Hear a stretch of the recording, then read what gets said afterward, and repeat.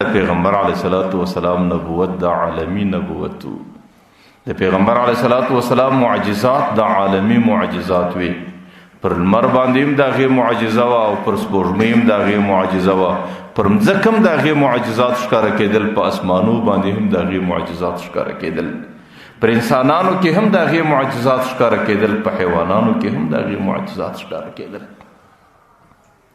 صلح حدیبیه کې پیغمبر علیه السلام غالباً پشپژم کال د هجرت باندې راغلی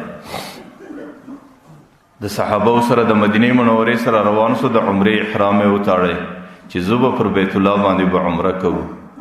حدیبیه ته چې راغلی حدیبیه د مکې مکرمې څخه پر لږ فاصله باندې ده چې پر کوم ځای باندې بیعت الرضوان اوس. حدیبیه باندې د مازدیګر وخت دی د پیغمبر علیه السلام سره 1500 کسان صحابه ور سره دي او د مازدیګر د لمانځه وخت دی نو هلته د اوبو نیستي د اوبه نسته نه د اودسو دپاره اوبه سته نه د څښلو دپاره اوبه سته نه د انسانانو د ضرورت دپاره سته او نه د حیوانانو د ضرورت دپاره سته. نو صحابه پیغمبر علیه الصلاۃ والسلام ته د اوبو د کمی شکایت وکړي چې د الله رسوله زموږ د اوبو دپاره ضرورت دپاره اوبه نسته. پیغمبر علیه السلام صحابه ته تاسو د لشکر کې وګورئ د یو چا څه یو څه اوبه پیدا کړي. صحابه چې کله لشکر کې تلاش وکړي د چا سره چې کم مشکو یا د چا سره چې کم لوښي وو هغوی چې ټوله سره را وڅنډل په یو تالی او په یو لوښي کې لږ اوبه پیدا کړي پیغمبر علیه السلام لی راوړی. پیغمبر علیه الصلاۃ والسلام په هغه اوبو کې د خپل لاس مبارک داسې د پیغمبر علیه الصلاۃ والسلام د دې لاس څخه د دې ګوتو څخه د دې څخه اوبه روانې شوې. صحابه کرام چې څومره انسانان دي د ټولو څخه مخکې د اوبو د څښلو ضرورت پوره کړي. د هغې څخه وروسته ټولو انسانانو په دې اوبو باندې اودس وکړي.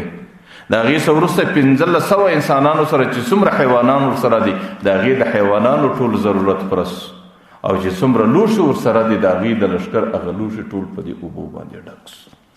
یو صحابي د حضرت جابر رضی الله عنه څخه پوښتنه کوي چونکې د دې روایت راوي حضرت جابر رضی الله عنه دی. حضرت جابر رضی الله عنه ته تاسو په دې وخت کې څومره انسانان وست؟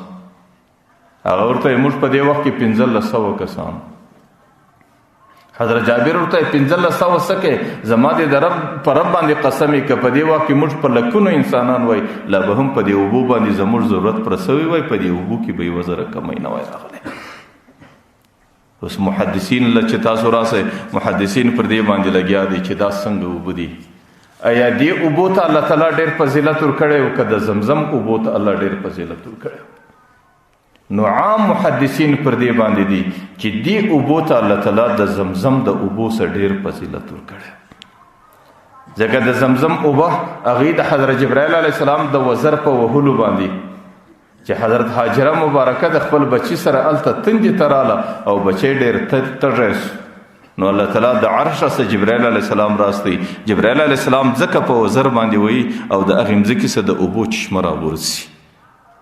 نو د زمزم اوبه دا د مځکې سره وتلي دي او دغه اوبه په صلح حدیبیه کې دا د پیغمبر د جسم سره وتلي دي.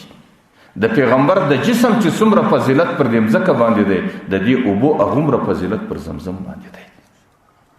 بعضې محدثین پر دې باندې دي چې دې اوبو ته الله ډېر فضیلت ورکړی دی که د قیامت په میدان کې د حوض کوثر اوبو ته. ډېر محدثین پر دې باندې دي چې دې اوبو ته د حوض کوثر د اوبو سم ډېر فضیلت دی. ځکه د حوض کوثر اوبه الله تعالی د فرشتو په ذریعه پیدا کړي دي او دا اوبه الله تعالی د خپل نبی په ذریعه باندې پیدا کړي دي او د دې اوبو راوتل د خپل نبی د جسم څخه الله کړي دي چې د دې پیغمبر پر فرشتو باندې څومره فضیلت دی.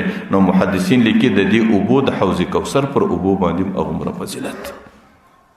نو ما درته ویل دا د پیغمبر علیه الصلاۃ والسلام معجزې وې او پیغمبر علیه الصلاۃ والسلام د دې معجزو پر بنیاد باندې د خپل نبوت تصدیق انسانانو ته پیښاوی او چې کوم چاته الله تعالی نیکبختي په نصیب ورکړې وه چې د کوم چا الله تعالی قسمت شایسته او ښه ګرځولی و نو هغوی چې به د پیغمبر علیه السلام معجزې ولیدلې د هغې د نبوت حقانیت او تصدیق او د هغې منلو ته به دستي تیارېدی.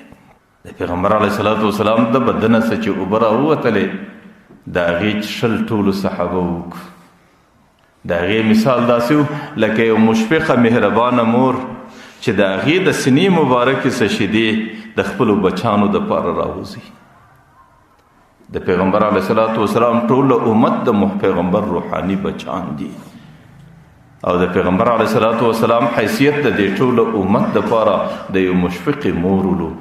ځکه روایات پر دې باندې گواه دي چې څومره من دي الله تعالی په دې نظام په دې دنیا کې پیدا کړي دي، که د دې ټولو مندو محبت سره یو ځای سي د پیغمبر علیه الصلاۃ والسلام محبت چې د خپل امت سره څومره دی، د دې مندو محبت د پیغمبر علیه السلام د محبت لسمه حساب نه جوړیږي چې د پیغمبر علیه الصلاۃ والسلام د خپل امت سره څومره محبت دی. لکه د یوې مور شیدې هغې چې کم بچان ورودي نو هغې بچان په خپل مابین کې سره ورونه بلل کیږي او سره قریبان بلل کیږي. هغې په خپل مابین کې د محبت او د شفقت او د وسیله رحمي زندگی سره کوي.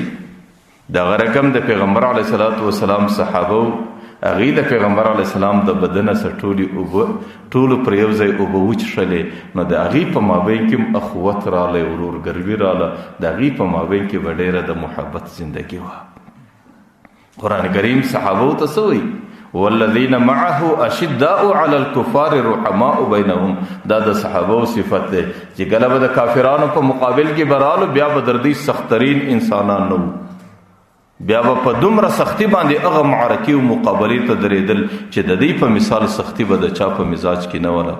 لیکن رحماء بینهم چې په خپل مابین کې به مسله سره راله، بیا به یو د بل د خپلو ورونو په مثل، د خپلو قریبانو په مثل او د خپلو عزیزانو په مثل به یو د بل سره پر بل باندې رحم کوونکي انسانان. ځکه د دې صحت د دې امت او دا ټول د پیغمبر علیه الصلاۃ والسلام روحاني بچي دي او دا امت دا د خپل مابین کې ټوله یو د بل سره ورونه دي او د ورونو په مابین کې چې کوم محبت دی امت الله تعالی هغه محبت ورکړی دی.